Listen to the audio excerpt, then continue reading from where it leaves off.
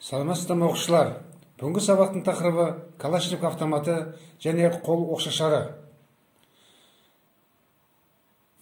Сабақтың мақсаты қару және патрондарды қолдану кезіндегі қауіпсіздік шараларын үйрену. Калашников автоматы және қол оқшашарының жалпы құрылысы және жұмыс істеу қағидаттарын зерделеу. Баллистика саласы мен ату теориясы білімдерінің қажеттілігін түсіну. Оқушы нені білуі тиіс? Қару-жарақты және оқ-дәрілерді қолдану бойынша негізгі қауіпсіздік ережелерін, Калашников автоматының және қол оқшашарының қолданылуы және ұрыстық сипаттамасы туралы, қол оқшашары мен автоматтың құрылымында қандай айырмашылықтар барын және жұмыс істеу қағидатын білу.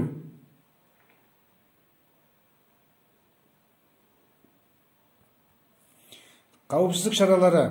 Қару мен оқ-дәрілерді қолданған кезде қауіпсіздік шараларын қатаң түрде сақтау қажет.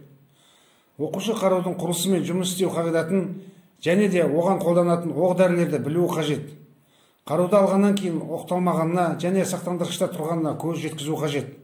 Қаруды үйрену барысында оның оқталған немесе оқталмағанына қарамастан, оны адамдарға, жан-жануарларға, автокөліктерге және де төмен ұшып келе жатқан нысандарға кезеуге қатаң тыйым салынады.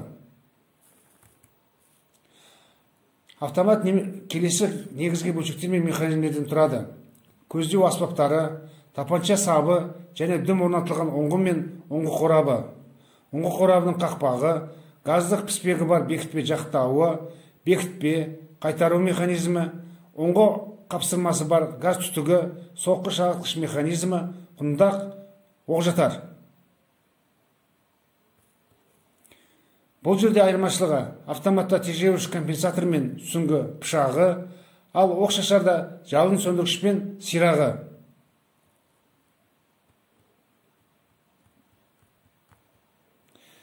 Келесі кезекте бейнероликке назар аударыңдар.